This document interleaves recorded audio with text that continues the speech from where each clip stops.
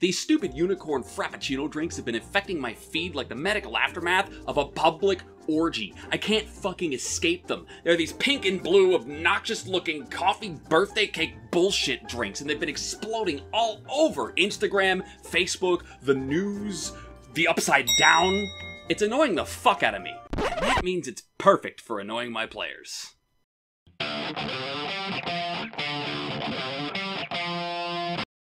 So here's the deal. An old asshole, let's call him Buck, has kidnapped a unicorn and is using its poop to create this tasty drink. Let's call his shop Star Drinks. The problem is that the unicorn doesn't want to do this, and it's been getting kind of depressed. For reasons I'm not bothering to explain for the purposes of this video, this has been leading to constipation and a lack of, production. To make matters worse, and it somehow gets worse than this, the poop in the drink is addictive, and it's slowly transforming everybody in the town into being not just lawful good, but cheery, happy Stepford wives, kind of friendly to an extreme. Cheery, happy Stepford wives, cheery, happy Stepford wives, cheery, happy Stepford wives. The kind of perky friendliness, happiness that would make arbitrary musical numbers and blue jays perching on your outstretched fingers seem normal, and they all need a fix. Demand is high, and the shopkeep can't keep up with it.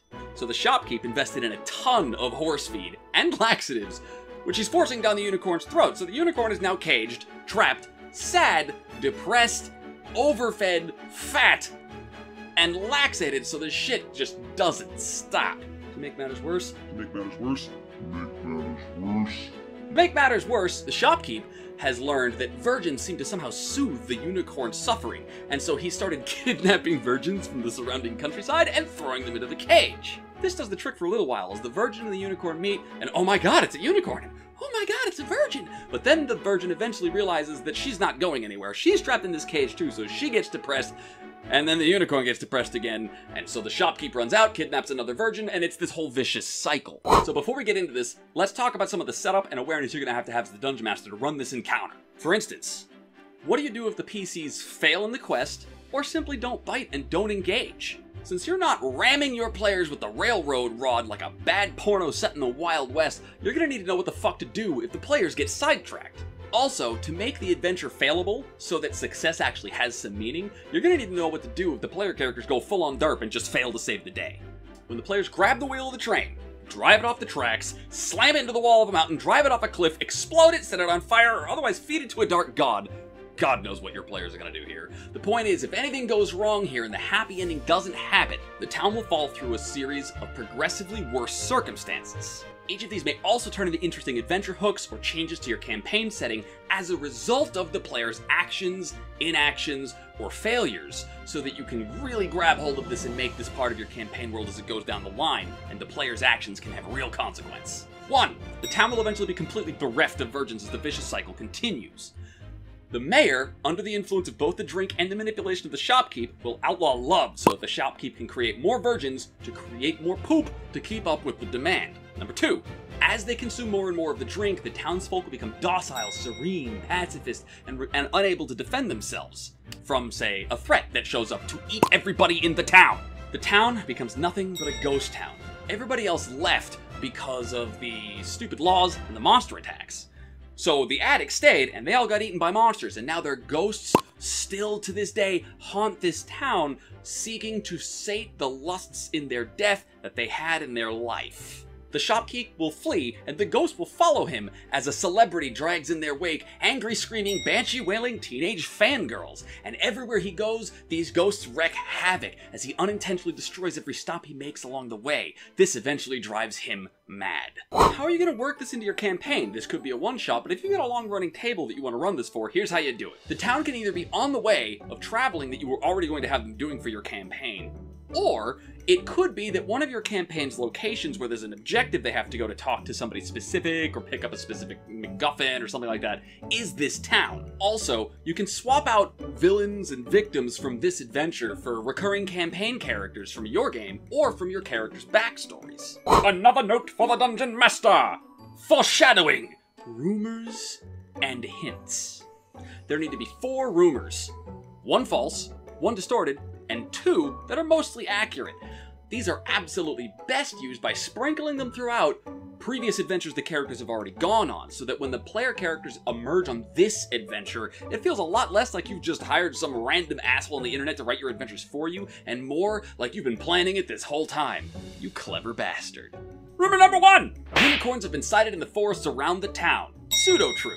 There is a unicorn involved. Somebody may have seen it in the forests around town before it was kidnapped, but there's only one, and there haven't been any sightings that matter to the story. 2. A fantastic new drink has started to be sold from a shop in town. This is true. The twist is that it's horrible for everybody involved. Number 3. People in town have started to go missing. This is also true. There has been a small rash of people that have been stolen and kidnapped. The twist is they're all virgins. Number 4. A vampire, succubus, or other evil creature masquerading as a person is turning all of the profits from this drink into some evil scheme. This isn't true at all, although you may want to hint that maybe, and then hint that maybe not. Turns out that the guy who owns the shop is just an asshole who's also a spellcaster. Act 1. The players learn about the adventure. The PCs could come at this from a few different angles. Maybe they're investigating the missing virgins. Maybe there's a victim that they know.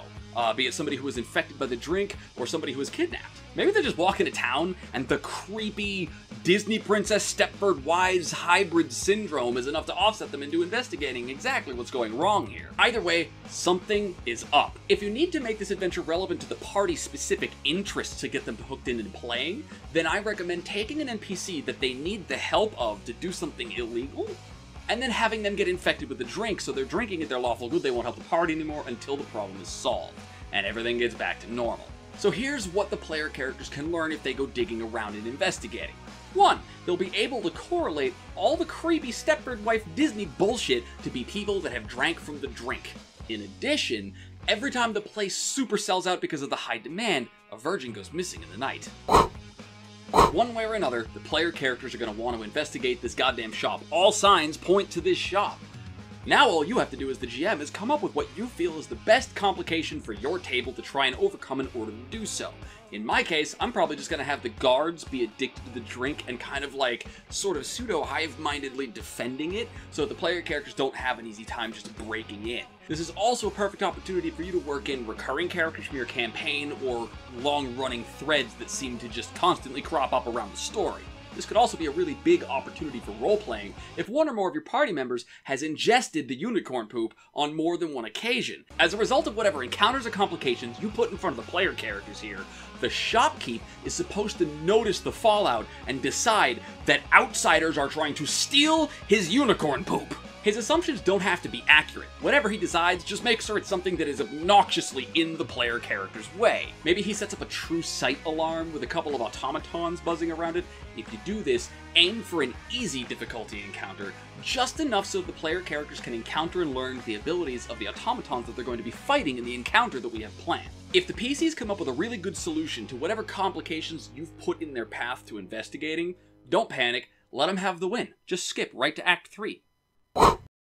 When the players do finally manage to get inside of the shop, they find it a complete and total wreck. It looks like a tornado came through here. There's rainbows smeared all over the walls. It smells like really intense biting sugar. There are spoons and pots and pans and puddles and messes everywhere. And there's a trap door in the back of the shop that leads to the basement. The shopkeep is in the basement at the bottom of the trap door.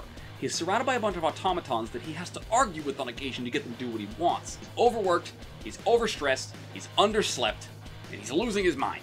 He's an appropriately leveled charisma-based spellcaster, maybe a bard or a sorcerer who's taking the buff spells so he can enhance the automatons that he's surrounded himself with. The automatons are new to the shopkeep. He just purchased them in order to try and keep up with the production demands that the shop has been going through, and as a result, he hasn't quite figured out how to control them perfectly yet. You can use this to make crazy things happen on the battlefield that'll change things up if the fight slows to a crawl, or you can use it as comedic relief to kind of punctuate the tension of what's happening.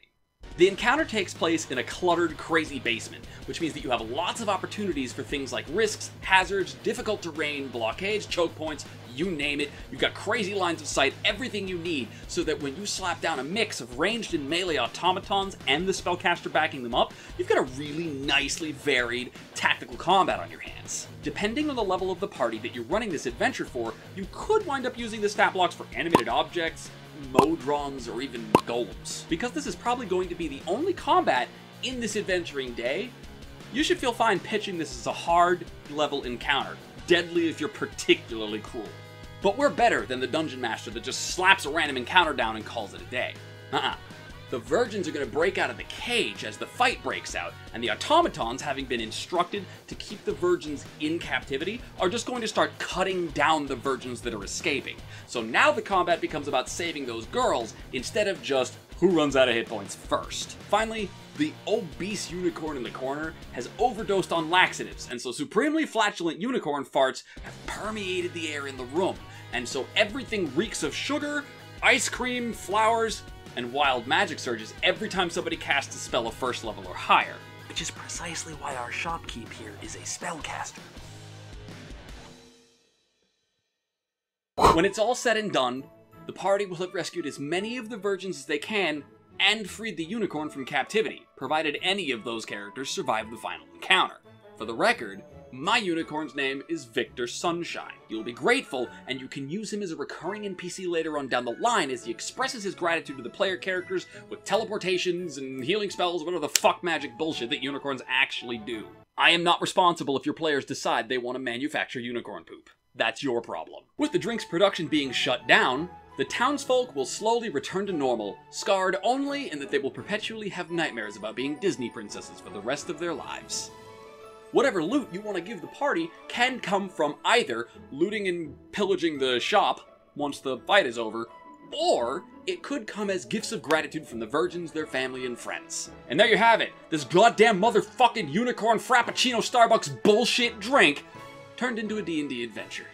Let me know what you guys think in the comments below. I'm evilsqueegee, I'll catch you guys later. Adios.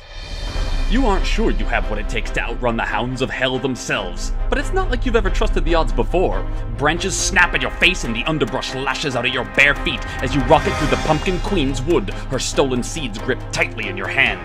As the trees shoot past you in the dark, shadow-drenched night, you focus your attention on the markings you left for yourself on the way in, instead of on the sounds of the demonic dogs hot on your heels. Landmarks of your own design, each with a little direction embedded in your memory. The rock of Instagram, sharp left. The chasms of Facebook, jump in and take a hard right. Leap over the live gameplay broadcast log of Twitch, but be careful landing on the slippery mineral floor. The claw-tipped paws of the demons make an unsettling clicking sound against the cold, hard stone, getting louder and louder. You reach out a hand and grasp the thin tree trunk marked Discord, letting your momentum swing around as you nearly reverse directions and place a solid ledge between you and your pursuers. You can hear them up ahead, the cries of your brothers, like and subscribe, calling your name and urging you on. They've readied their weapons. Now is your time to stand and fight, but you risk losing your kin in the battle. They would willingly die, defending the very seeds that could free them all from the Pumpkin Queen's grasp. Or you could grab them and run, going all in on being able to outspeed the demons that are almost right on top of you. What do you do?